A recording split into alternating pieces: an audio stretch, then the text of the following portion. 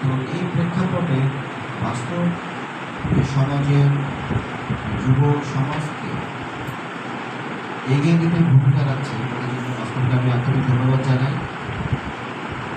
আপনারা সবাই দুর্গম অঞ্চল, এই অঞ্চলের তরুণদের অবস্থা সম্পর্কে সম্যক অবগত। যে তরুণদের হাতে কোনো কাজ নেই, তরুণরা শিক্ষার দিকে নাই, খেলাধুলায় নাই, তারা একটা পরিচিতার পিছনে চলছে। তাদের জীবনের লক্ষ্য শিক্ষা না, তাদের জীবনের লক্ষ্য উন্নয়ন না, তারা শুধুমাত্র বিদেশে যাওয়ার স্বপ্ন নেই।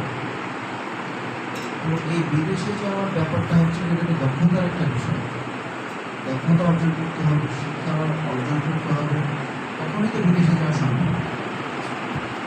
এখন আমাদের যুব সমাজ অত অঞ্চলে যারা শিক্ষার প্রতি মনোযোগী নয়, তারা নিজেদের দক্ষতা উন্নয়নের কাজ আমাদের চিন্তা ভাবনা করেন না। এভাবে কিন্তু চলবে। আপনারা অবশ্যই বিদেশে যাবেন, নিজের জন্য ইনকাম